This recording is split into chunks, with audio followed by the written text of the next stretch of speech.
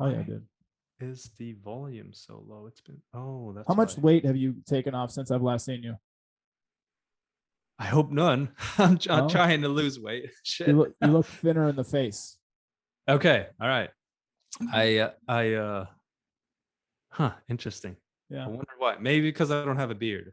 I mean, going on and off with a beard, but I don't think I had a beard last time we spoke. No, you look the same, like with hair on your head and your face. You just you're like your face looks a little bit more thinner, like maybe you lost a few pounds, but maybe you didn't. Maybe you just look Yeah. better. I don't know. Yeah, I have no clue. All right, interesting observation. Oh, That's yeah. it's one of I had a very fast metabolism, so I never really per se gain fat. It's more I get skinnier. Yeah. It's strange like that, but So that like goes keeping into on muscle or heavy like thickness is it harder for you? yeah. As we're recording, we might as well get into this because this is an interesting part. Let's So, do it.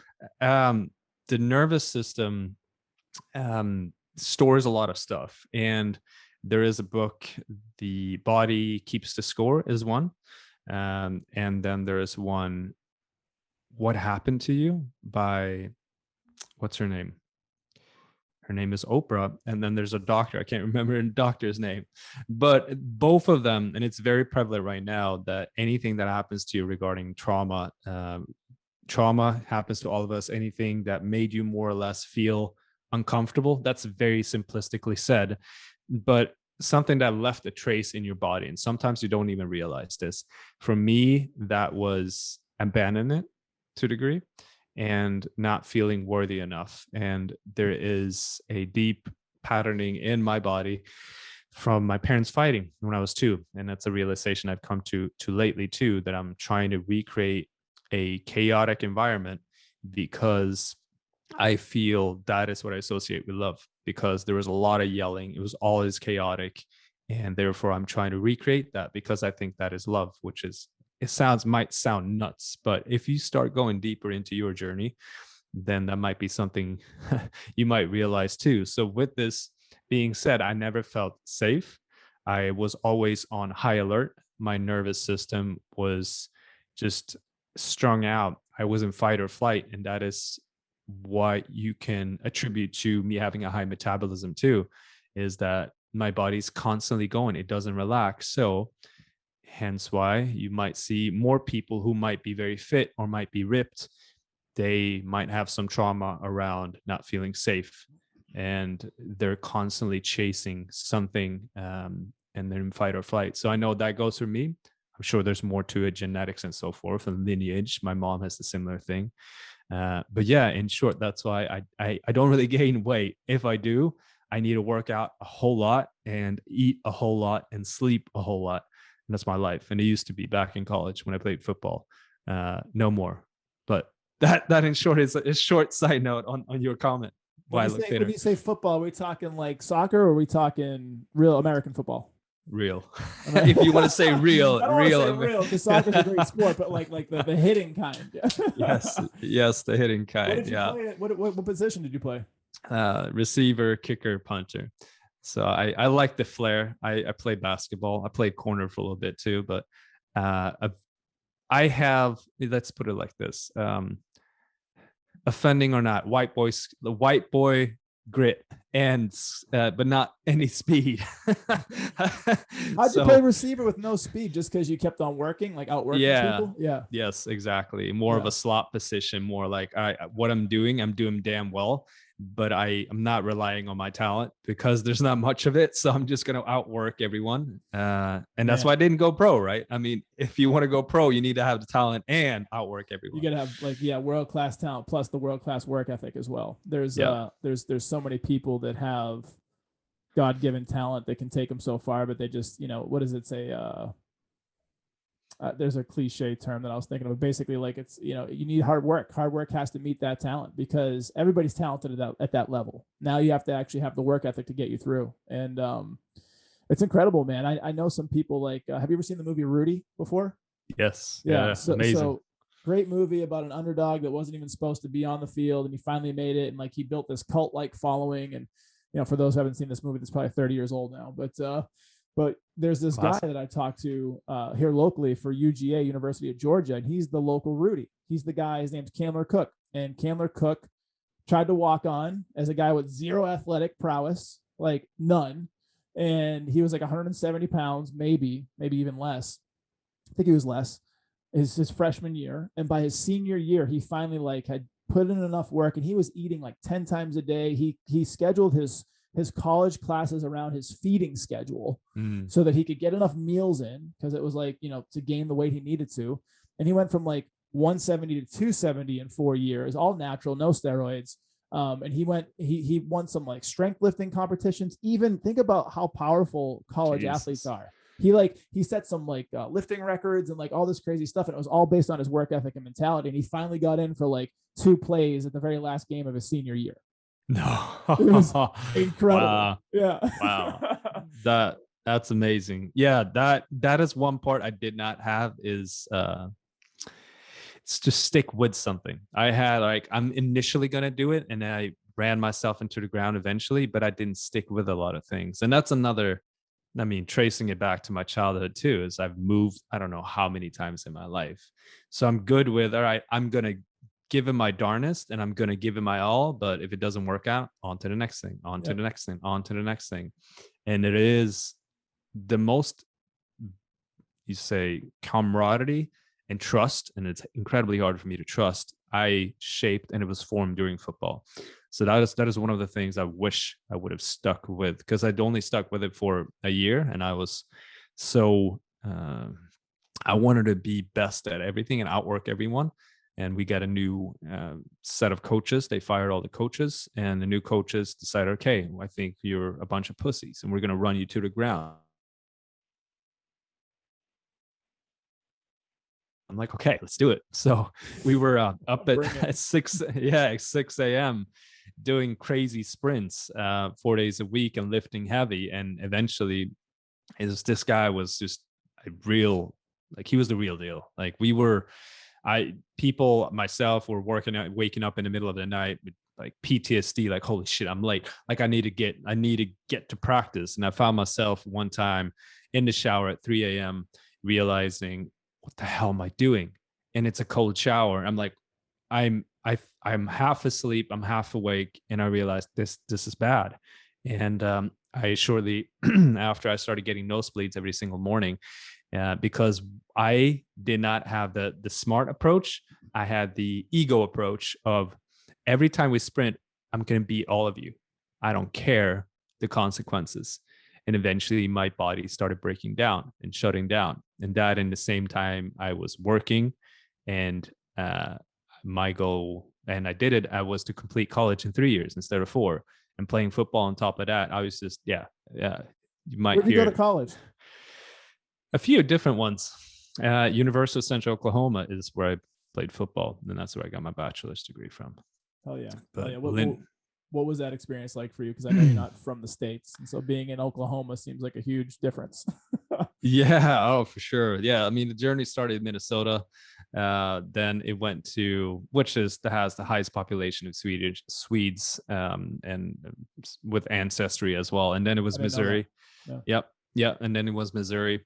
Not where I wanted to go. I wanted to go to the South or somewhere warm, but it ended up being Missouri, and then Central Oklahoma. Big things there is family, religion, football, and big trucks. Those are the four. And then you have it made. And oil maybe is number 5, but those are the pillars there. And I think they're incredibly humble people, heart-centered people. However, there is segregation. There is a level of you stick with your kind type of mentality, which I did not necessarily enjoy. And it's not as open-minded. A lot of it is, the United States it's God's country. Who wouldn't want to be here? There's no reason for me to leave the state. This is the greatest place on earth. I might leave Texas, but it's a love-hate relationship for anyone who is from that area knows. So that's how it was like. Damn, brother. And you go back to the body keeps the score, and just how we store trauma. I couldn't agree more, man. And it's interesting, the work that people are doing these days. I feel like it's becoming more and more commonplace, where they're doing deep inner work, they're doing healing, and they're doing all this. I've been on my own path, as you know, for a while. And I recently, few weeks ago, started working on EFT tapping. Have you heard of this before? Yeah, I do it. Yep. It's Yeah, amazing. so fuck yeah, you know exactly what it is. And for people that are listening, it's working through meridian points. So just like acupuncture, where you have a needle that taps into specific energy points, which are meridian points throughout the body, this is where energy is stored, and this is where trauma can be stored, and all good feelings too, right? Good energy that was dark, all this different stuff. And I started doing this EFT tapping, but we also were doing like inner child work as well. And so working through some traumas, like, you know, my story, like I've been through a lot of crazy shit. And it's having giving a name, number one, to these emotions that I never did as a kid. Like growing up, I thought I had a pretty good childhood. And when I look back on it now, through all the different things I've done, from talk therapy to plant medicines to all the different shit that I'm into, I was like, there's no way I had a good childhood. My childhood was fucked up. And like, I need to like process some of these emotions that I never did. Yeah. And the EFT tapping plus the talk therapy combined with this amazing, gorgeous wizard of a human being, Nicole Leno La Barbera, I believe is how you say her last name. Nicole Leno. She's a wizard. And she's someone who does talk therapy. She does mindset stuff, but her stuff is like the energy work. And I released some stuff that had abandonment, loneliness, from my childhood. And it's one of those things, if you don't do that work, it's going to reside somewhere. It's going to eke out in some sort of disease, like dis-ease, whether you're uncomfortable or you have some sort of mental stuff, or you actually create some sort of disease in your body. If you don't work on these things, you'll never be at a place where you're healed or get on your healing journey. So was it the book that you just talked about from Oprah? And was it Deepak Chopra, or was it Sanjay Gupta, one of these other people? Like, is that who did the book together? And how did you get on that journey where you started uncovering this for yourself? Yeah. So Jung has a statement where he says trauma or unresolved emotions will control you, and then it will rule your life, and you'll call it faith. And that's, I mean, you're speaking to it right there. So yes, that was part of it, but it's also podcast. I think that's what I really started getting my eyes open. It was Aubrey Marcus. I think someone was on his podcast and they started bringing up the nervous system, and it clicked. I haven't heard anyone speak to it like that before. I'm always been wondering, why can't I calm down or feel safe or trust? And they started talking about the nervous system. I just knew that's it. And I can't figure it out with my mind. And it's something to go deeper and surrender to. And it's something I'd like help with. Tapping is an amazing thing. As you're saying, you're connecting with meridians. For example, I'm tapping on my eyebrow, I'm tapping on the side of my head, underneath my eye, underneath my nose, on my chin. And there are a few different points, but that is surprisingly effective to bring up stuff, because I'm incredibly hard at it. I'm incredibly like, I will not let anything in. And that is incredibly effective. But yeah, it's the body keeps the score. It's the book that got me even more open to realizing there are people who suffer massively from trauma and they don't even know how to get out of it. And I don't have anything nearly like that. So that was one. There was an amazing podcast with Oprah and Brene Brown. Brene Brown is phenomenal when it comes to any type of inner work, psychology, human behavior. So that really opened me up even more. So that's on my book list now, is to read What Happened to You, is that book with her and a doctor. I can't remember the doctor's name. Oh yeah, brother. Damn, man. You know, it's really funny is we were just like talking probably about 25 minutes ago when we first jumped on, and we had a call set up just to kind of chit chat about some stuff. And then it just turned into like, why don't we hit record, because we were talking about some pretty cool shit. So it was, let's get into that cool shit. Yeah. It was interesting how we got to this point, man, because this wasn't planned, but obviously we know each other and we have an affinity for each other, and we have great conversations. So this is beautiful how it was kind of like serendipitous. It's like, all right, let's get it. So do you want to jump into like some stuff that you want to talk about, or we want to talk about? No, that what we talked about 25 minutes ago. Yeah. I've had a hell of a year. Let me tell you about it. Let's rewind. Yeah. Let's rewind. Even let us know, what has it been like? I mean, just the cliff notes, man. I've been on this beautiful journey for the last couple of years, really intentionally, but I've been on my spiritual journey for the last, my whole life. but I've been really dialed in. And this year specifically has been very intentional in terms of travel and different places that I've been to. And, in the beginning of the year, just to kind of give you some cliff notes, the short version, because this could take hours, right? It could take days. But in January, one of my closest friends and my soul brother, Lane Balone, he and I had been connecting on a bunch of different, heart-centric things, on consciousness awakening things, on leaving the world a better place kind of mentality. And we're like, how do we do this?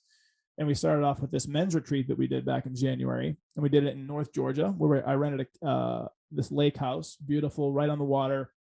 It was January, so it was coldish, like compared to where you're from. It's not super cold in Georgia, but it's still in the 30s and 40s and maybe gets to the 50s. So it's chilly. So the water is cold, and we did some cold plunge activity. We did some qigong. We did some intention stuff. We did some meditation stuff. We worked with plant medicines. We worked with psilocybin mushrooms, and we had 6 guys there, including the 2 of us. So there's 4 other dudes, or 5 guys. Sorry, 3 guys, and Lane and I. And it was just this beautiful, loving, safe space that we created for ourselves that had these modalities that we were using, from the physical, from the emotional, from the mental to the plant medicine kind of spiritual. And once we left that weekend, we were like, we're onto something here. Like, we're going to change the world. Like, how is this going to play out? And so fast forward to March, Lane and I, with a few other people, went to Peru. And in Peru, we were in the Sacred Valley, Cusco, which is— How did you organize that? So what had happened was, a year prior to this journey, I was supposed to be in Peru, but that's when the pandemic kind of hit and like it shut down travel. So it was supposed to be March 2020. I was supposed to be with a guy named Stephen Kuhn, Kuhn, Lane Balone. These are both ex-military guys. I'm ex-military as well. And they have this thing called the Humble Alpha, which has this retreat they do every year called the Quality of Life. And it's in Peru. And I linked up with Stephen through a podcast. He was introduced to me by a good buddy of mine. And within the first 5 minutes of talking to Stephen, I was like, are you spiritual at all? Like, I had this knowing. He's like, why do you ask? And all of a sudden, by the end of that conversation, I was going to Peru with him and Lane like that year. So that led me to connecting to Lane. And then Lane and I became like intrinsically connected. Like, we are on this beautiful journey together, man. I've seen Lane and I's souls on a mushroom journey a while back. I saw our souls traveling through the cosmos together, like, and traveling through eternity together. It's nuts, right? So anyway, so jumping back to March, we're in Peru. We're there for 10 days. We're in the Sacred Valley, very powerful vortex of a place, a lot of energy, a lot of really powerful things that go on there. We're working with ayahuasca. We're working with San Pedro. We're working with Kambo. We're working with a bunch of shit, really short amount of time. Had some profound insights. I don't know if I've told you about these before, but just these are kind of the thing, we can get into that another time, but just, that was another stopping point. So it was January with Lane. It was Peru in March with Lane and Steven. And then Lane and I set up another retreat in April 29th through May 2nd in North Georgia. And this was before jumping into that, what are the cliff notes of the realizations in Peru? So when I worked with ayahuasca, my journey was beautiful. Like, a lot of so we did a dieta leading up to it. So 2 weeks of no junk food, no sex, no alcohol. Like, we cleaned out the body. We gave it, sacredness, so that we walked, because a lot of times ayahuasca, people say that you'll get your ass kicked if you don't do that. Like, you'll purge, it'll be a rough go, and then eventually you'll have like a good journey. None of that happened. But I also think we worked with a Kero, a shaman, someone who'd been trained in this through lineages of his family. And he had a beautiful container, a beautiful safe space that he created. He was playing, indigenous, instruments and songs, and he was singing. Why can't I think of the word right now? I'll think of it after, but it's a specific song they sing. And so the medicine he gave us was like a year old, so I think it was also not as strong. But anyway, it was a beautiful journey. In that journey, I was, number one, I saw the cosmos in this Kero. Like, I was looking at him, it was dark in the place we were in, and I could see the outline of his body, and I saw galaxies in his being. I was given the message that I'm a healer, I'm a creator, and I'm powerful. And that's something that's resonated through the last few months and it's played into so many different things, and we can talk about how that's eked out. But that was the ayahuasca journey with some other profound. Go ahead. Yeah, I can help you reassure that. I could have told you that before. I'm glad you got reassurance, and I can help you remind you. I appreciate it. Yeah. It's weird stepping into it, but I'm finally stepping into it. So it's been great. So that night was pretty cool. We're gonna need more time. I'm gonna have to bump Eve from 12 p.m. to a little bit later. So Lane and I at like 3 a.m. after doing ayahuasca, we want to go out. We're at the Sacred Valley. So right as soon as we walk out the door, there's like the Temple of the Moon and the Temple of San Pedro. It's like right there. It's within like 200 yards, so close. And as we're walking into these like hills where it starts to get really dark, I don't know if you've been to Peru before, but a lot of like foreign countries, even in Mexico, there's wild dogs everywhere. Yep. And in Peru, they're everywhere. Like there's so high concentration of wild dogs. And all of a sudden we hear barking in the background, and we're out in the open, 3 o'clock in the morning, stargazing, talking about life and all this different stuff. And all of a sudden we really hear the dogs getting close. And they get close, and all of a sudden they're like next to us, and there's 30 wild dogs standing their ground looking, because they're like, there's not humans out at 3 o'clock in the morning in these sacred hills. Like they're like, this is weird. And so like they come up to us and they're barking and going crazy. And it just so happened like 2 weeks prior, there was a man that was killed in Florida by wild dogs. So that's in the back of my mind. Plus I'm thinking, I watch a lot of Nature is Metal on Instagram. So like you see how crazy nature is. And I'm like, these dogs are going to like try to fuck with us. Lane and his beautiful, I call him Navajo Jesus. He's like the most beautiful, he used to be a Green Beret, which is strange, but he's like this beautiful, serene human being, all the work he's done. He gets down on one knee and he's like inviting. So he's like showing them that it's okay. And I just stand next to him in like a very stern, strong, but like not like an aggressive way. Like I'm standing my ground. So like you had like this polarity. You had a guy that was inviting, but a guy that was like not going to back down. The dogs checked us out and they left.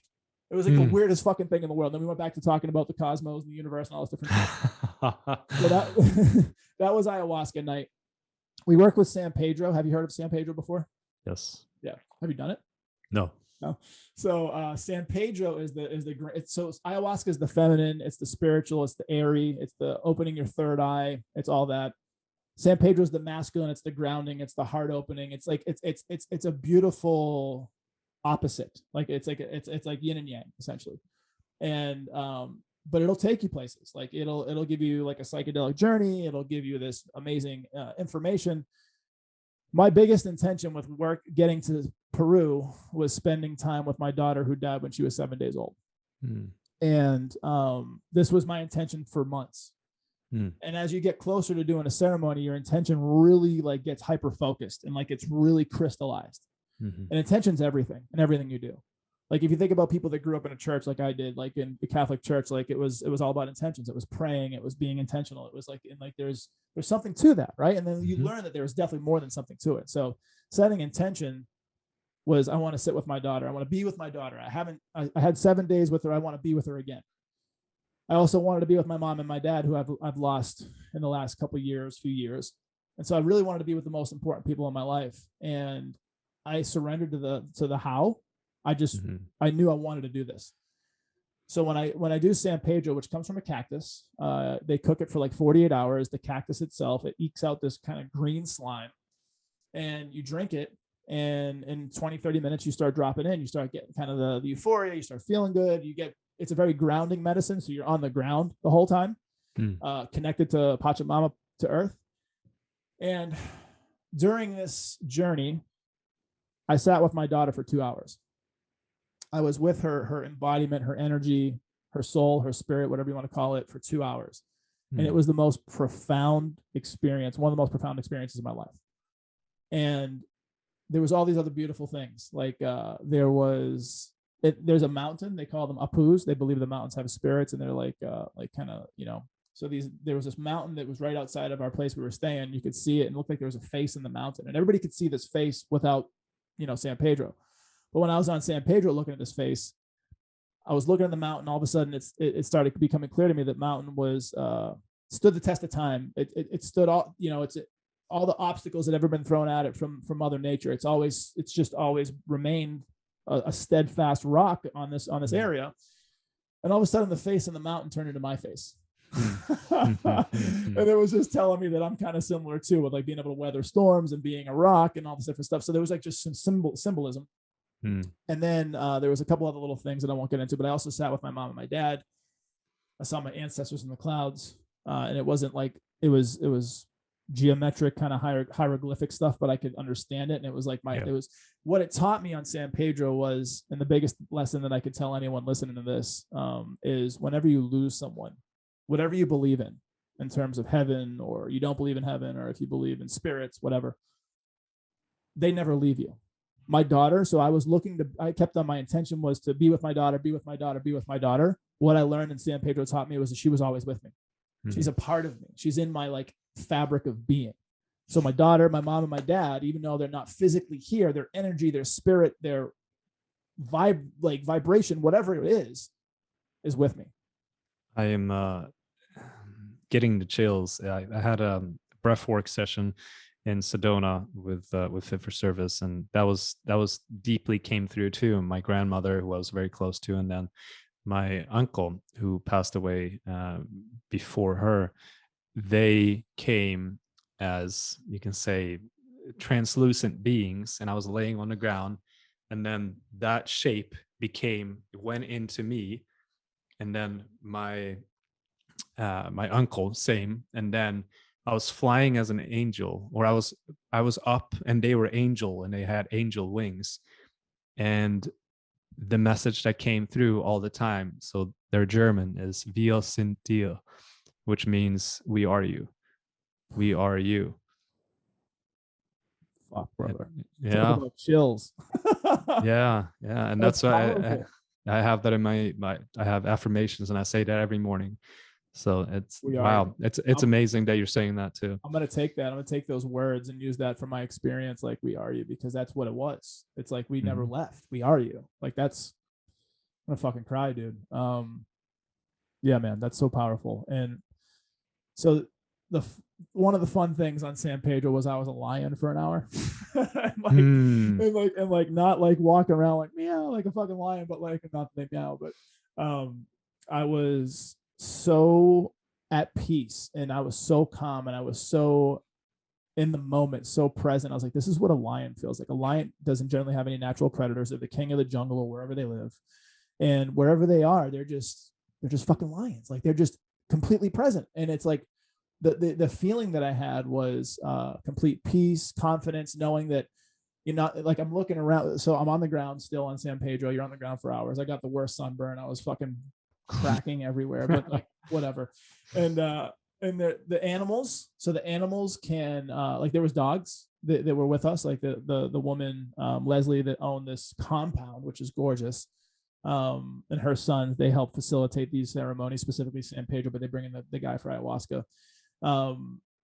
The dogs were like attached to me, like they were like they can feel your energy, and they're with you, and so they're playful, they're playing with me, they're hanging out, and they're just sitting by my side. And like, there was just like this presence that I was exuding, and I just, for an hour, I felt like a fucking lion. But the dark side, there was actually a really crazy part to this. So two of them, one I'll share, because I learned afterwards, like I went back in retrospect and looked at this, like I had spirits with my daughter and my mom and my dad. Well, if there's light and beautiful spirits, there's also dark, malevolent spirits. Like, it's just how this shit works. It's not like, not everything is fucking honky dory. I shit you not. I just gave you the illustration about the dogs and how they were playful, and they were all on me, and they were like cuddling with me, and like being just being around my presence. It went from a beautiful, like kind of slightly overcast, slightly cloudy, but mostly sunny day. It got dark, it got ominous, and it looked like it was going to rain. All those wild dogs that I told you about from around the neighborhood, hundreds, were all howling and barking, and just like there was a shift in energy that was more than just the weather. And all of a sudden, I was just like, man, I'm just gonna go up to my room. And I left everybody that was hanging out, like they're all on San Pedro doing their thing. And, you know, I went up to the room. And as soon as I shut the door, I felt this really negative, malevolent presence. And I'm like, okay, this is terrible. So I went immediately, like, tried covering myself in white light. And I'm like, I'm powerful, I'm strong. I'm talking to myself. I'm like, I'm alive. And like, I've watched horror movies before, and it's like people that are alive have more power than spirits because they're alive. And so like, I'm telling myself this shit. And like, I'm like, but it's not getting any better. Matter of fact, it's getting worse. And I really felt like there was something hovering over the room that I was in. And literally the dogs were still barking. It was the fucking energy changed everywhere, atmospherically, personally. Like, it was just weird. I was like, I can't handle this. So like I went out, went downstairs. I went and found Leslie. She had this woman that was working with her for like 30 years who does all sorts of energy work of her own. And they like went to work on me right away. So they, like when you take Palo Santo or you take sage and you smudge to clear the energy, they took whatever they took and they were blowing smoke on me. They had a condor feather, which is the most important animal in Peru because it's the closest to God. They had a condor feather that they were like, they just started clearing my energy. They could sense that something was going on. They went to the room and cleaned it out. And so that was the flip side to it. So it was a beautiful experience, but I did have that knowledge that once you tap into different kinds of plant medicines and you have access to spirit world, you're going to have access to all the spirits, not just the beautiful ones. So that kind of scared me a little bit. But we had another San Pedro ceremony a couple of days later, and it was equally as beautiful and had some hard stuff, but it was incredible. So one thing that comes up with the lion, for me, it's come up as a panther running up Thunder Mountain, the same experience in Sedona. So me running besides it, then it growling at me as we're running up the mountain and trying to intimidate me, and I'm just calm. And then eventually I'm jumping on it, and then I'm becoming one. I'm becoming it, and then I roar. I run up the mountain as the panther, and I roar. And this mountain is known as to have the most crystals in the entire world, and the thunder strikes more there than anywhere in the world. And there's just thunder everywhere, and I'm roaring in my, you can say, divine masculine, just expression and power. And that's something I've had a lot of trouble with expressing in my entire life because I don't feel like I'm worthy of love. I've continued to do that. So that's why I've always been a people pleaser and not standing up for myself. And that was a true just stand, like, I am incredibly powerful. And in the same sense, if you fuck with me, I will mess you up. But in the same time, then I laid down after that and became very approachable and like this kitten almost. Like, I am very friendly. I am quiet. I'm humble. But I have ferocious ferocity in me that I can use. So don't mess with me. And not to be taken lightly, but to understand my true power. And it's come through with a lot of these cat animals, powerful cat animals, lion as well. And it's a similar message. Yeah. Did anything of that, like, did you find a connection why the lion came up for you? No, it was more the state of being is what the answer was for me. It's like the lion state of being is complete contentment, king of the jungle, protector, but very, very happy when it's in its normal state because there's nothing that can fuck with it. It's like completely, it's a lion. It knows it's a lion. It does lion things. Like, it wasn't anything too much more than that. So I will say, jumping forward to this most recent trip that I took, we'll talk about the other one in between that Lane and I did. But I learned that my spirit, potentially, I have to do a little bit more kind of tapping in this, but my spirit animal is a frog. And it's really cool. And there's like a lot of symbolism behind it. Like, I'll send you the little link that talks about like prosperity and fertileness and like all sorts of stuff. And it's like a very powerful spirit animal. And it was crazy because it was going to be the first time I ever worked with DMT, specifically just DMT, which is from the Bufo frog that week. So it was like this weird symbolism that like later in the week that I was going to be working with the frog. And I've worked with the frog in the past. Like, so back in Peru, I worked with Combo, which like I had these like 5 holes burned into my arm. You can kind of see them a little bit, like right here. And it's supposed to purge you of any sickness or disease. It's not a plant medicine. It's going to take you on a journey. You're not going to get insights. You're going to throw up. It's a fire medicine. It causes you to purge. It's for purging, and you purge more than physically. You purge spiritually, emotionally, mentally. And if you do it 3 times in a lunar cycle, which is like 28 days, you can cure like any disease is what it's been said to do. So worked with that as well. But jumping back to the frog, and, you know, it made me think of that journey was, I was in a treehouse in Tulum, 30 feet off the ground. And one night I was visited by a frog. It was like croaking out my window. I was completely stone cold sober, like wasn't on plant medicines. And I heard this frog like croaking at like 2 a.m, and I like turned on the light and looked out the window, and he's like right there at the window, and he jumps back off the window like into the tree 30 feet. So it was like a tree frog. I was all right, that makes sense, whatever. But then like 2 days later, I'm taking a shower and 30 feet up off the ground because I'm in this tree house, The shower's outside. It's an outdoor shower, really cool, unbelievable thing. And I look down next to the shower, like just outside of where I'm standing on the railing, and there's another frog. It's a completely different frog. And I'm like, all right, I'm starting to see frog signs. Like, what the hell does this mean? Mm. And then Lane, he gives us all totems before our bufo ceremony, and they're all frogs. And we all picked our frog. And so like, there's just like this frog narrative that kept on happening. Plus it has to do with water. And I grew up on the ocean, and like, it's my soul belongs on the water, the ocean, all these different stuff. So it's like, obviously frogs don't live on oceans, but there's just this weird symbolism. So jumping from that, so we talked about January men's trip, we talked about Peru trip, and then we did our own trip April 29th through May 2nd. And this was a co-ed thing. It was men and women. It was 16 people from all around the country, including Hawaii, flew in to do 3.5 days of work, from breath work to sound healing to ecstatic dance, which is like one of my favorites. I led that thing, and it was supposed to go for an hour. It went for 2.5 hours. It was nuts. It was beautiful. And then, we facilitated a mushroom ceremony for the other 14 people, Lane and I. And just kind of getting back to the whole context of this conversation, like it was very empowering. And I saw how much it meant for people, and how much they were healed, and how much I was healed in that weekend as well. And Lane and I, we didn't do any mushrooms that weekend because we were facilitating, but we did do our own journey that Wednesday coming into the weekend, because we wanted to be open to the medicine. We wanted to be, any insights that we could get.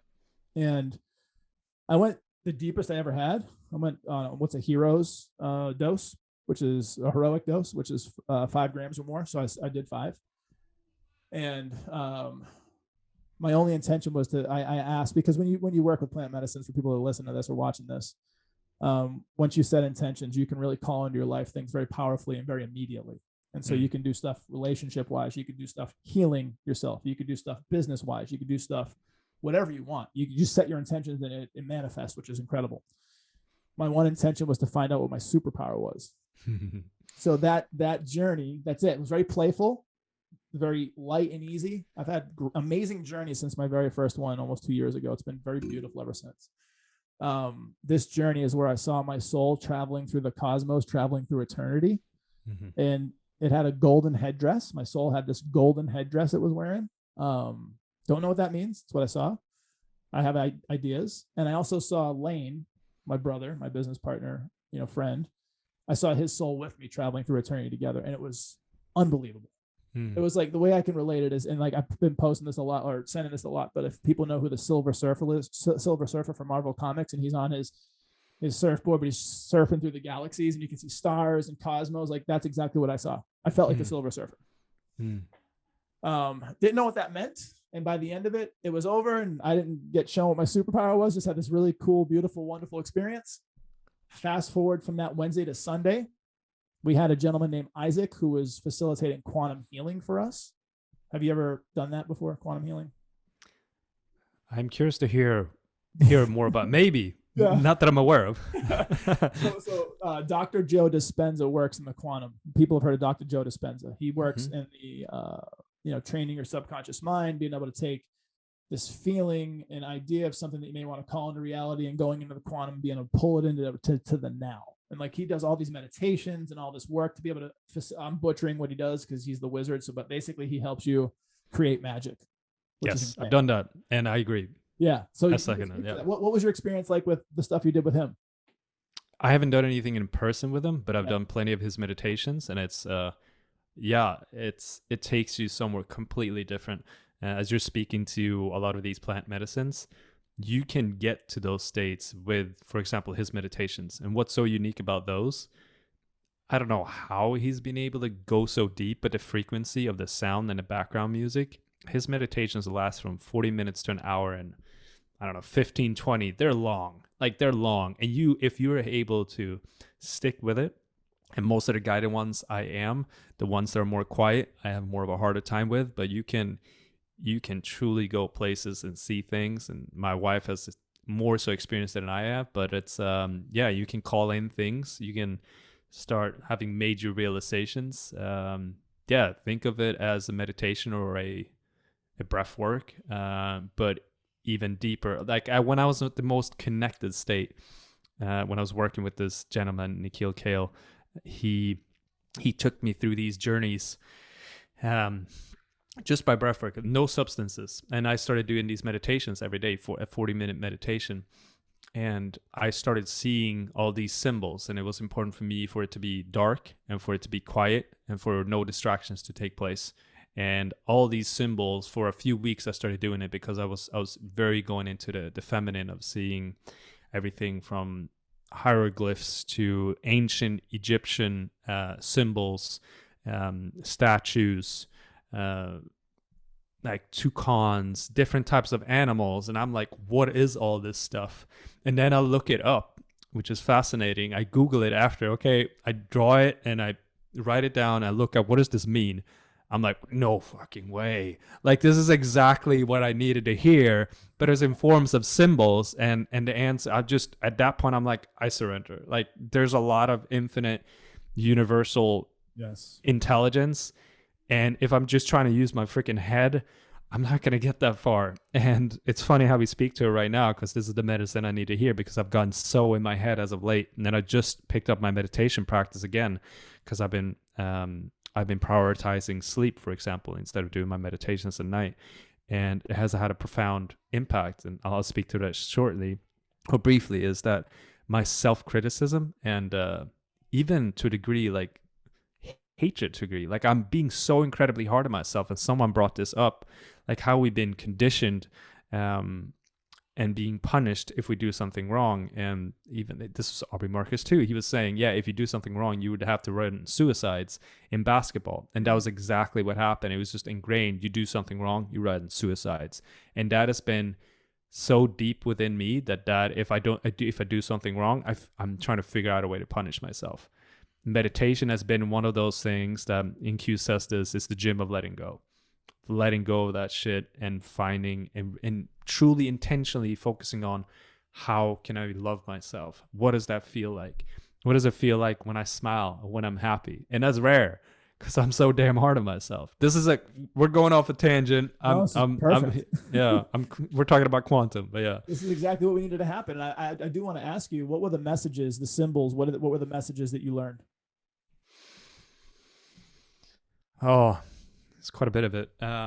Anyone who is on video, I'll so both you and I, we're business people. Yep. And as I started this journey, it's about a year ago when I quit corporate, I got this this book. I've always been into stars and signs, and I'm like, no, that's wonky stuff. Like, I'm a business person. I'm suit and tie, all that.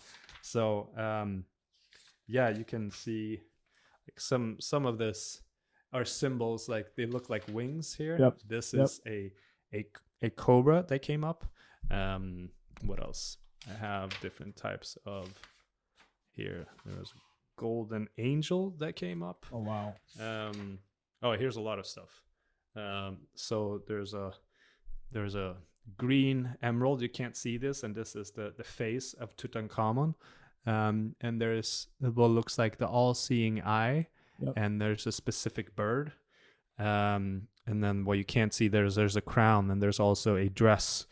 So it's all representations from spiritual awakening to not the dress for my daughter was, that is most precious thing you have in your life. Where are your priorities at?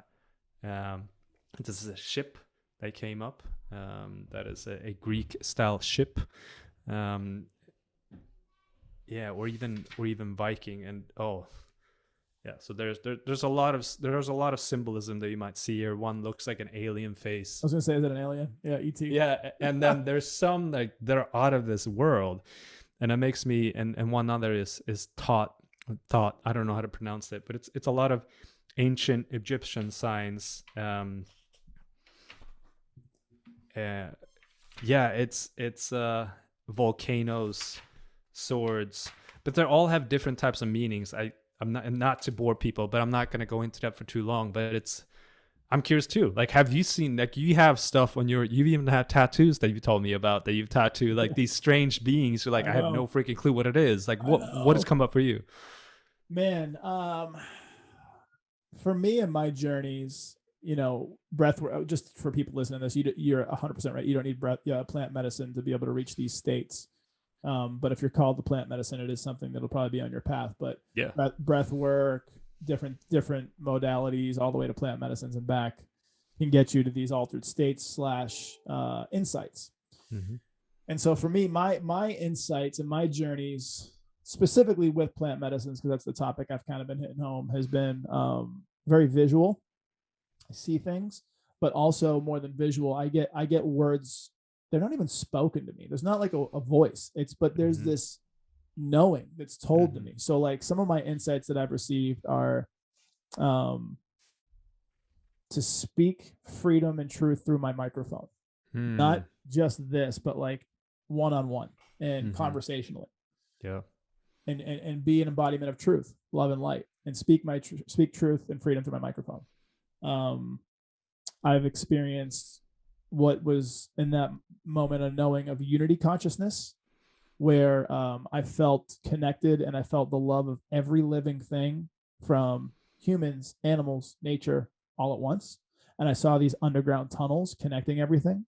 Almost like in movies, they'll show you like when the brain's firing synapses, it almost looks like there's like a glowing thing coming from like one side to the next thing. And like, it looks like just tunnels and all this stuff. Like that's what I saw in my mind. Holy shit.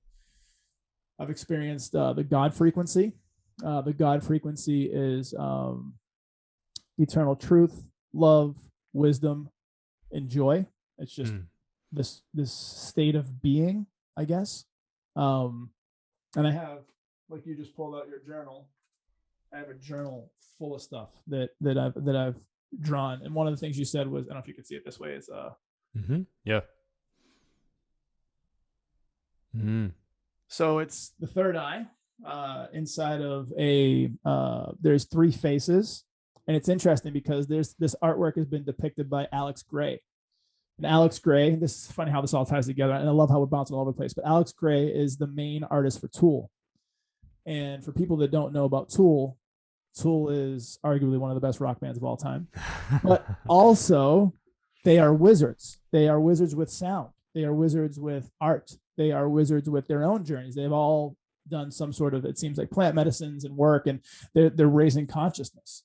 And Tool was introduced to me 25 years ago when I was in high school. And I had no clue. I was singing songs like Prying Open My Third Eye. I was talking about my shadow, like all the stuff that like we know what it means now.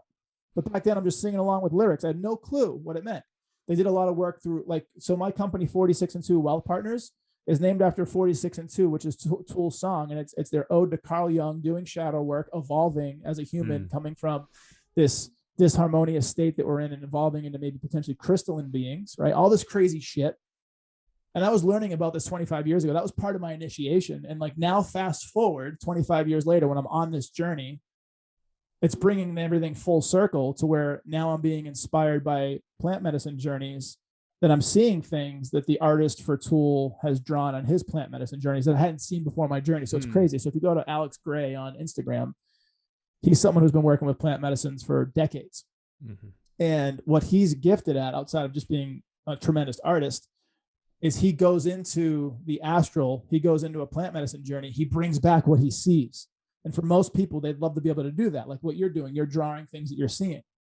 And because he's so a master at painting and drawing, he can really, like almost like a photo, capture that moment to the details of color, which colors are unbelievable, right? And so anyway, so I saw this face on my very first plant medicine journey, which was with psilocybin mushrooms. And I saw it everywhere. And if you've done plant medicines before, sometimes when you have visuals, it seems like there's like if you're looking at the wall, there's like this inlay between the wall where like whatever you're seeing is kind of like between you and the wall. Like it could be, sacred geometry. It could be whatever you're seeing. So I saw these faces everywhere. I had no clue what it was. And it could it be a spiritual deity? Could it be one of my guides? But if you look at his work, he has this same thing everywhere. So it was really interesting. So anyway, so I was so moved by it. It's on my arm. Plus, it looks really cool. So, the ego side of it, right? So outside of that, man, just kind of getting back to my superpower was during this quantum healing ceremony, it was revealed to me what my superpower was. It also ties back to Peru when I was told I was a healer, creator, powerful. So I'm laying down on the ground, no plant medicines in my body, no substance, just laying down on the ground in a very surrendered, open position. We're all on yoga mats. There's 15 of us laying down while Isaac is facilitating this journey. And he's playing songs that have healing tones embedded in the songs, different frequencies. So for people listening to this, like 430 megahertz or hertz, whatever it is, I might be butchering it, is one healing sound, one healing tune. And you can get meditations that have different sounds that do different things. And so in his songs, he had different healing tones that were in there. He also had spoken word from like Alan Watts and Ram Dass. Like he had like this playlist that was like probably an hour long. And I'm laying there, and 30 minutes in, all of a sudden, I start completely hysterically bawling, ugly cry. And because I've been doing this type of work for a while, like I'm in full surrender. I don't care who sees me. I don't care who hears me. Like I'm just completely surrendered. And I'm like ugly cry. And the guy next to me puts his hand on my shoulder to comfort me, and I'm just fucking releasing. And all of a sudden, the reason why is because I saw all my life's trauma, the crazy shit that I've seen in my life, flash before my eyes in just a matter of moments. And it was given to me. That's when I saw what my superpower was. So I immediately sat up, lotus position yoga, and my hands, for those who've done breath work before, and you've probably experienced this before too, just breath work alone, your hands get charged up. Your hands, they feel energetic. They feel, you may get like the clenched hands, like, sometimes if you're doing breath work, holotropic breath work, but like there's something going on, physiologically where your hands are getting this energy. I sat up with this energy, the most powerful I've ever felt it from my hands, almost like they were on fire, but in a good way. And I started chanting that chant that I took back from the ayahuasca journey in Peru. And I said, I'm a healer, I'm powerful, I'm creator, healer. And then I started saying love, light, and truth. And I started kind of like doing this chant. And it was almost like I could feel this humming or wave in my heart chakra. And I was like, it was like, I'm getting chills thinking about it. And I sat there and we did this sharing circle, like we did at every ceremony that we did that weekend. And they're like, what came up for you? And I was like, I know what I'm supposed to do with the rest of my life. I know what I'm supposed to do. And I've faced all this trauma and all this shit so that I could learn how to heal from it, so that I could turn around and teach other people how to do the same thing. Yeah. And we're going to take this fucking shit, we're going to give it to the world. We're going to go around to every single person we can talk to, touch, whatever, and we're going to facilitate healing for them. We're going to be part of their journey. They're going to heal us. We're going to heal them. It's going to be fucking, we're going to save the fucking world.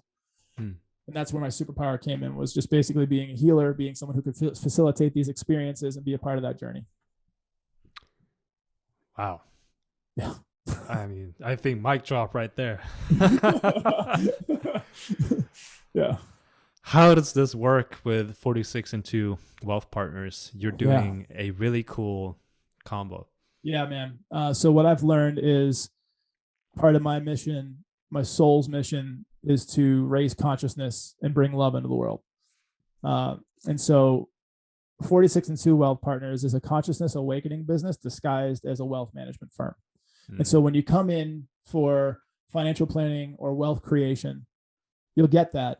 But behind all that, you get everything we just talked about. Yep. So you get conversations like this, which a lot of my clients that come in, they're interested in this type of stuff. Like I'm attracting the type of people, my soul brothers and soul sisters, the people that I want to run with in life are my clients. And so now they're learning about these retreats. They're learning about, have conversations like this that we have on the podcast. I'm just bringing them into this like ecosystem of love, light, and truth. And whether it's financial planning, whether it's the podcast, or whether it's this retreat business, everything is in an effort to just give more love to the world and heal as many people as possible. It's crazy. And they all work symbiotically together. It's incredible. Yeah. That's a very similar realizations that I've had with the journey I'm on right now too. With Safina, the company is, it doesn't have to be spiritual off the bat. Right. My methodology of doing it is, my forte is fitness.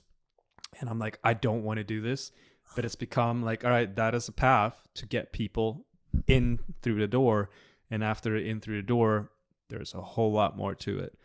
And I love that you're saying it's disguised, that you're using that specifically, that deeply resonates. It's a Trojan horse, man. And I pushed my 12 to 12:30. So if you have a little more time, let me know when you get a jump. But so It's what it is, man. It's like, it's taken me, I'm now 39. It's taken me 39 years, really a couple of years ago, but really to fully embody it, 39 years to figure out who I am, how I show up in the world, and what my purpose is on this earth. And I think that's really powerful, because I feel like a lot of people may go their whole life and never know that. Yep. And for me, I'm a seeker. I'm a curious explorer. I'm someone who likes to learn and experience things, obviously. Right. And so, in doing that, I've been able to accumulate knowledge, information, and experiences that I can then share with other people, if that makes sense. And whatever modality of being of service, like we met in Fit for Service, Aubrey's mastermind, but whatever way of being of service, whether that's through fitness, which is part of my journey as well. Like if it's through fitness, if it's through business, if it's through relationships, if it's through spirituality, to me, I've learned that it's all one.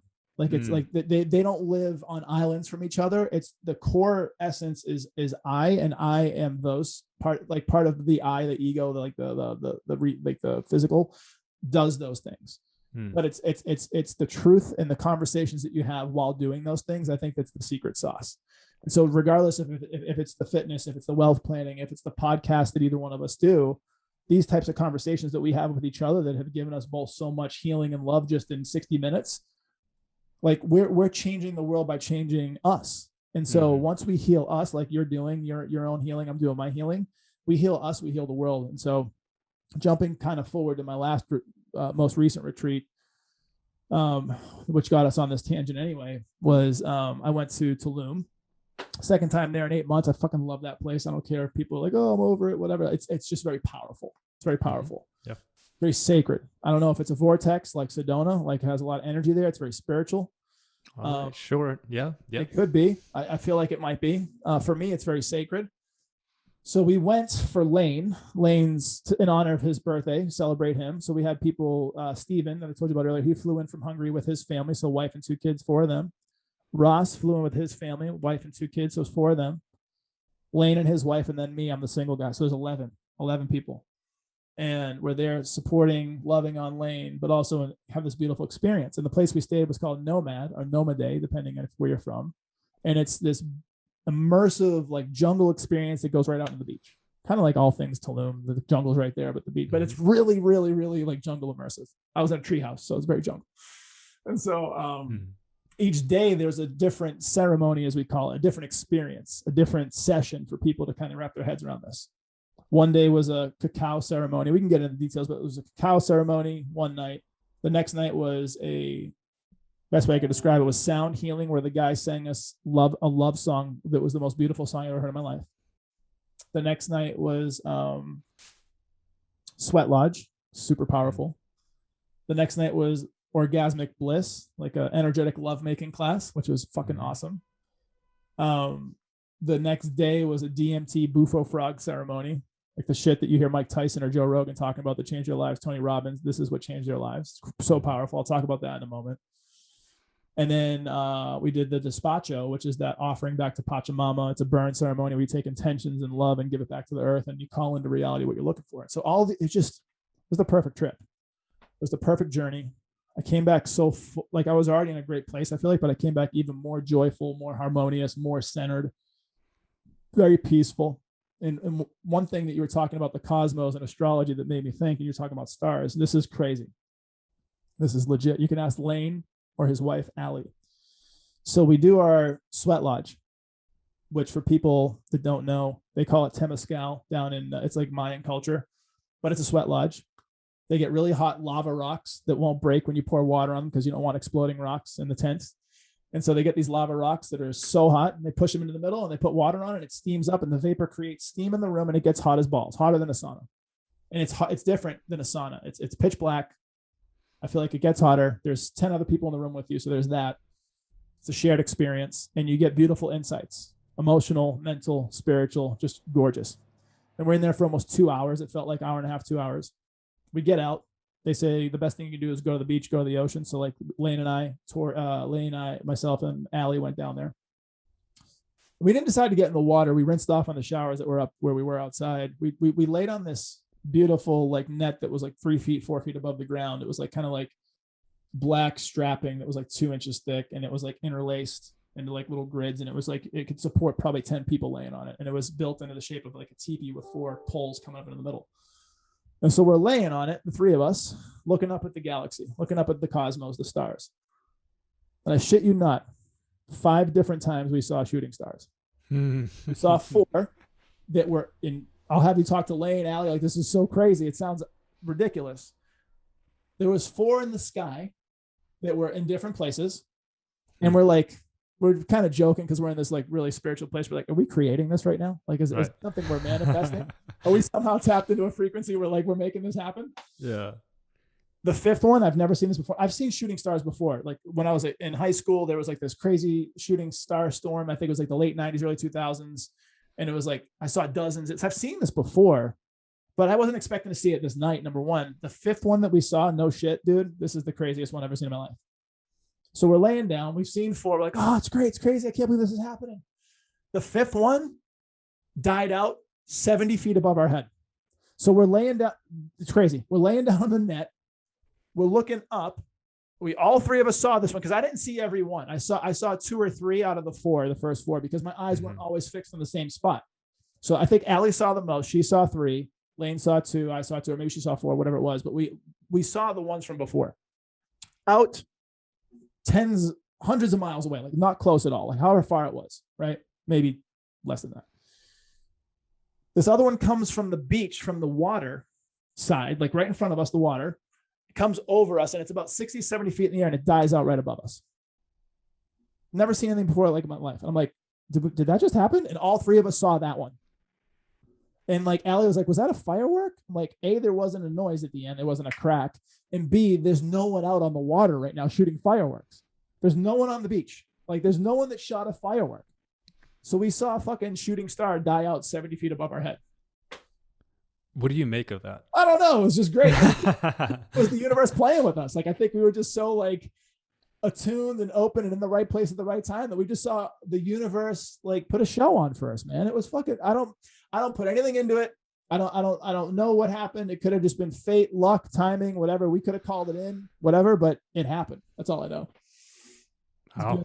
Beautiful. But you made me think of it when you're talking about stars and astrology, which is so powerful.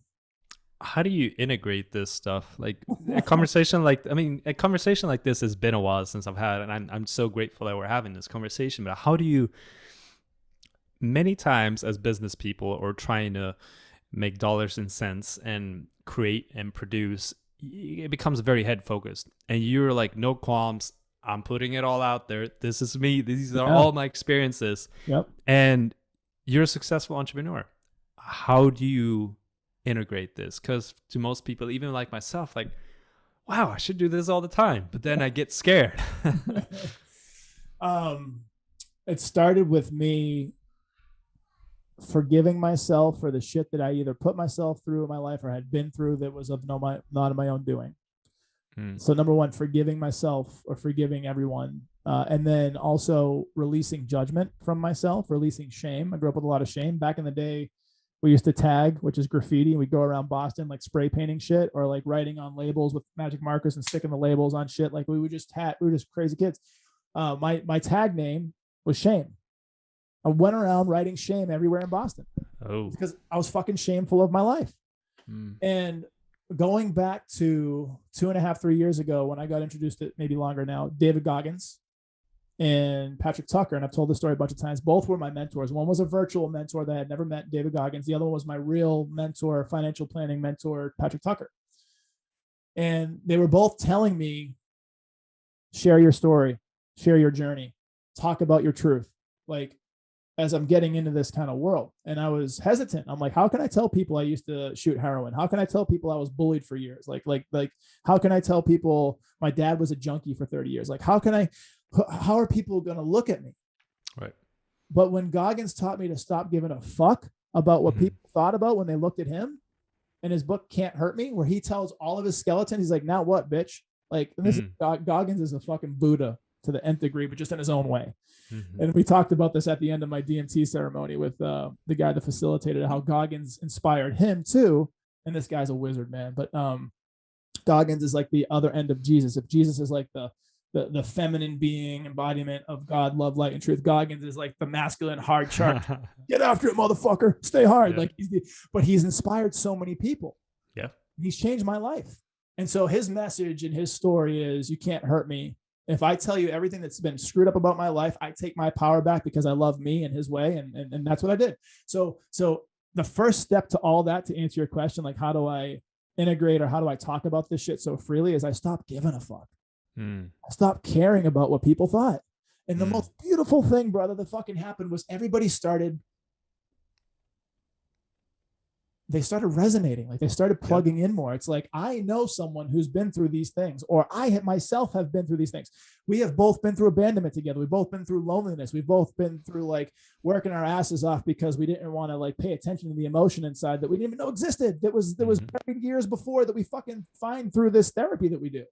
And so everybody is on this journey together. And once they see that you're a real human being and they see that you have wounds that you've learned how to heal, it becomes really attractive for them. And it breaks down walls. It takes away that, like, so the best context I could give is I was in banking for years, and it was all about suits. It was all about being political. It was always about the perceived facade. But when I got into banking, I was rough around the edges. I was like from like the sales company from Boston. I had this swagger about me. Like I was me. And like, it broke down all the walls. And like, I learned that. I was like, oh shit. Okay. And so I started carrying that with me in life, and then added with the Goggins thing, added with the journey that I've had, sharing the story and sharing the message has been giving me healing. And then it's also invited other people to do the same thing. And so it's just been this beautiful way to connect with people on a heart level, a soul level. And it's just become part of sharing my freedom and teaching people freedom and truth through my microphone is speaking about these things.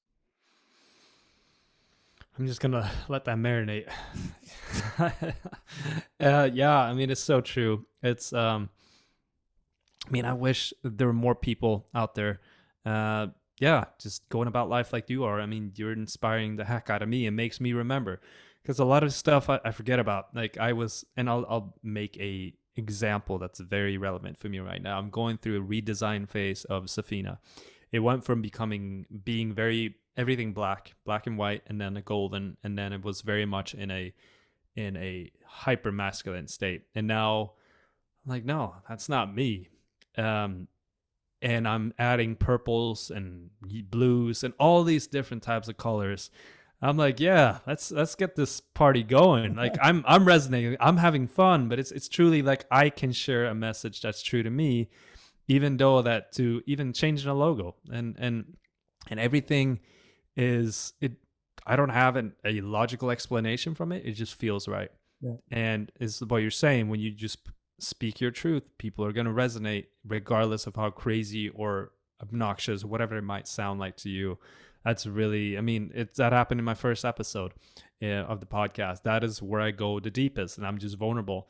And people are like, whoa. And people contact me, and the other shows I haven't heard, their second episode was like that too. But the other ones are like, yeah, like I haven't heard anything back. But it's so freaking true. Like one of the things, like qualms that I've had is like plant medicine, psychedelics. I thought this would be a truly healing podcast that'd be kind of polished, and somehow or another plant medicines end up in every single episode. I'm like, all right, I guess I'm a conduit, I'm a messenger of healing arts, no matter how they take place. It doesn't matter what they are or how you heal, as long as you heal, that's what matters. So surrendering to the process and just learning to trust that, okay. And like you said, the mic is my amplifier. That is speak more my truth. That is what's come through several times, is stop thinking about how, just do it. So powerful. So just do it, like Nike, right? Just do it and just say, fuck it. And it gave me so much freedom and love. And it's brought that much more to infinite amounts and degrees. So I would just say, just keep following that intuition, following that gut. And again, plant medicines, we talked about it a lot this episode, is just one tool of the many. There's kind of talk about really integrating, right? So for me, integrating also includes meditation. It includes journaling, writing shit down, like something comes up for me. It includes having conversations with my brothers like you. And then also before I jumped on the 4 of the dudes that went to Tulum together, and we were rehashing our experiences together and kind of like remembering the things that have happened. And I'll talk about this last little piece about Tulum that was the most powerful, not the most powerful, but this was the plant medicine journey I did was with DMT. So DMT comes from a toad, comes from a frog, for those that are listening. And you inhale it, you puff it in, you smoke it in. And I'm working with Ezraya, who is an amazing healer himself, amazing shaman. I don't even know if he calls himself that, but he really is. He's powerful. He's a medicine man. And he's a healer, and he's facilitating this experience for me, which the 4 of us were scheduled to go on one day, but my heart was telling me I needed to do this journey on my own. So I actually told the guys I wasn't going that day. I waited, I think it was 2 days or the next day, and I went by myself. I needed to do like a personal pilgrimage, because I feel like a lot of times when I do plant medicines, there's other people around, and I wanted to have this like one experience that was it was what was calling to me. So I went by myself. I left Nomad. This was on the way up to Chichen Itza, a couple hours away. And before I left too far from Tulum, I go to Bufo Alvarius, where Rogan has been before, and Tyson. They actually have pictures of them like, hey, they've been here, like, come see us. And for Mike Tyson and Tony Robbins and Rogan, like, they talk about how much this stuff has changed their life. And these are some of the most highly functioning, highly successful people in the world at their craft. Right. So this isn't like a junkie thing. This isn't like I'm trying to get high. This is like I'm fucking trying to change the world, and I'm doing this crazy exotic shit to get there. And so I go in for my ceremony, and I had 2 intentions. The first one I said, Ezraya, I'm like, hey, is there anything too big? Is there anything too crazy for an intention? He's like, no. I said, I want to heal the world. Like, that's my intention. I want to heal the world. Secondly, I want to eliminate, lose, remove, whatever the word was. I don't remember what it was, but it was basically get rid of any remaining subconscious blocks that I have, things that I don't know that are still there, that are self-limiting. Because in my mind, how could I heal the world at a large scale if I'm still held down by these things? So it's kind of like a nice polarity. So for DMT, it's immediate. It's you take this inhale, and there's a breath to it. So basically he taught me this. He's like, breathe all the way out as far as you can. And then as soon as you're ready to breathe in slowly for 10 seconds. The other people that have talked about this, like Michael Pollan and Joe Rogan, they talk about doing 3 hits.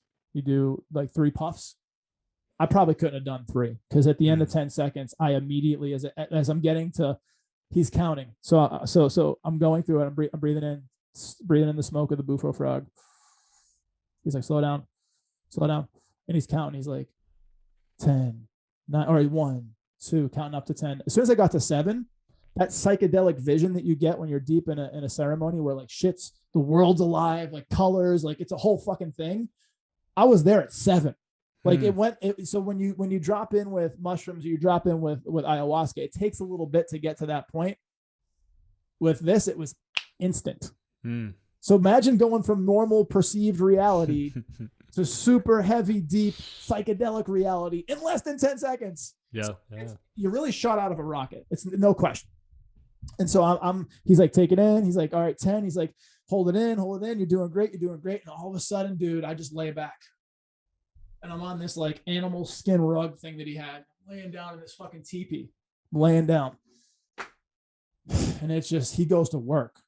He starts singing his, Icaro. So this is what I was thinking about when I was in Peru. He starts singing his Icaro, his song. He's doing this Hawaiian stuff, he's doing these healing songs to me. He's dancing, he's chanting, he's fucking doing his thing, facilitating this beautiful experience. And I'm sitting there and I'm fucking going through my journey, and I'm going through just everything. And there's 2 things that came up for me. The main insight was, I know the secret. I know the secret on how to heal the world. And this is going to sound so bullshit for so many people that have been listening to this, but the secret is love. The fucking answer is love. Yeah. And it's like, okay. And I've been getting this same message the last 5 plant medicine journeys I've done over the year. And it's the same message, but now it's becoming crystallized and clear. And it's like, love is the answer. Love is the way. Right. But it still didn't answer my question at the time, because a lot of this, like you said, there's integration, there's stuff that needs to play out in reality. So the masculine of the building and the creating hadn't evolved yet, but the feminine, the knowing, the eternal truth is love. And so what does that mean? That means every interaction I have, like with you on this conversation, with people through life, just add love. Fucking add love. And you're gonna have a ripple effect, at least on the micro. You're gonna have a ripple effect where you're changing lives. And the first place I saw this after this journey, the last day I was in Mexico, I was in Cancun before my flight. I was on the beach. I start walking from the beach to go do what I had to do up at the hotel, and I'm just fucking smiling ear to ear. And I can see people's reaction to me, just smiling. One woman stopped in her tracks and looked and smiled back at me. Like, it was so powerful for people. And I'm like, holy shit, like I must be so peaceful and so happy that I was emanating, radiating love just by my beingness. Yeah. So now it's a matter of taking that feeling and that knowing and that love and channeling it out to the world through the different things that we can do. But the answer for me has always been the same. My medicine, my tool moving forward, one of the main ones is going to be just being a beacon of love. That's it. As crazy as it might sound, I can resonate that has happened to me, where I've been in such a state where I'm just smiling ear to ear, and people are like, whoa. And I'm like, whoa, too. Like, I've never experienced this. And it's, how I've experienced this. And this is also, getting together. This is fit for service again. It's when I experienced that, and it actually happened at the one that we were at in what's it called? Southern California, where we were at. Malibu. Yeah, that's what it's called. And I started, it was crazy. I have the ability to pick up on, call it empath, call it highly sensitive person. When I'm around other people, I pick up on their energy and their frequency, and I have a very hard time differentiating between what is mine and what is not. So even though by you sharing your experience right now, what you have had, part of me knows by the frequency and how you're sharing that, I have now had that experience to a degree too. Yep. And especially for in person in Malibu, all these incredible people, I have started with no substances at all. On the plane back, I just started having visions. I'm like, this is nuts. Like, I saw, for example, our brother Cal Kingsbury. Like, I saw a bunch of stuff related to him that I won't share here necessarily, but it was relating to a conversation that we had, and it was darkness, and all these visuals started coming up. I'm like, wow. And then when I came out of that flight, I started seeing the geometrical construct behind everything in this world. Like, I saw buildings, and I saw, like, you see, like, I had X-ray vision, and I saw what everyone was just doing was just insecure, and all they longed for was light or love. And I was just smiling. I'm like I'm not high, but I'm like, I'm experienced this at a different, like a different plane of living. Yeah. And I saw through things like I've never seen through things. And then I came home and I saw my wife, and there was and I was just in this incredible state and loving state. And she was like, what's wrong with you? What's going on? I'm like, it's okay. Like, I see it's just your inner small girl who's just sad, and all she's longing for is love. And she got super defensive because I'm never like this. And she's like, who the fuck are you? Like, why? Like, you need to have my permission to start going into my past and who I am and why I react the way I do. But it was just, and then she apologized later because she knew he was just coming from a loving place. But the point of my story is that love, yeah, you're right. That's what it's all about. And if we all can just come together and hold less inhibitions and think that we need to be in a certain way, just smile, man. Just laugh. That's it, dude. It starts with a smile. Like, the smile can change the world because it changes your chemistry. Number one, you start to get oxytocin, you start to feel serotonin, you start to feel good for yourself, and then you start to exude this. And then you start to tap into that God frequency, which part of that, one of the main things is love. Like, being in love with yourself. Like, it doesn't sound weird for me to say it anymore, but if I even said that years ago, it would be like the weirdest thing I ever said, like being in love with myself and like loving myself, like truly loving yourself is one of the best healing things you can do. And a lot of people, it takes time to get there because we're never taught. We have a ton of trauma. We have a lot of lessons to learn, but that love for yourself, and then when you amplify it and give it to the world, it will change the world. And so then it's a matter of the masculine and the doing and the creative side to be able to, okay, how can I set up this podcast? How can I set up this company, retreat company? How can I, amplify my message where I have people go out and they speak the same kind of thing? And so it takes time, man, but I think we're uniquely positioned. This is August 12th, 2021. This episode will come out on either channel, I'd imagine, in a week or two, but we're uniquely positioned with these types of conversations we're having right now to change the world. And the world is, quote unquote, a lot of darkness right now, pandemic, politics, civil rights stuff that still hasn't been changed through the years. But there's so much love and light that's being, like we talked about, fit for service and things that you do and things that I do and everybody that we know collectively, guys like Joe Rogan and Aubrey Marcus, and like there's this drumbeat, we have this thing. It's the Hopi prophecy, the Rainbow Warriors. Have you heard of this before? No. So in this Native American belief structure, it's called the Hopi, Hopi prophecy. And it talks about the Rainbow Warriors. The Rainbow Warriors are going to come when the earth is at its worst. And it's going to be people from all over the world. It's going to be light warriors. It's going to be people that are from different backgrounds, socially, economically, different heritages, customs, and we're all going to unite together to bring the earth back to where it needs to be. We are absolutely there right now as a world. And I know that there's so many people that are talking these kinds of conversations. There's so many people that are raising awareness and consciousness and doing the work, that we are uniquely positioned, I believe, in my heart of hearts, that we will triumph. Love will win, So love always wins, man. Yes, indeed. Amazing, Jesse. Yeah, brother. I mean, wow. That's all I can say. Thank you. Thank you, brother. I love you. Thanks for this invitation. Likewise. You're like, why don't we record this? We're having a great conversation. I'm like, fuck yeah, let's do it. Yeah. Thank you for that invitation, man.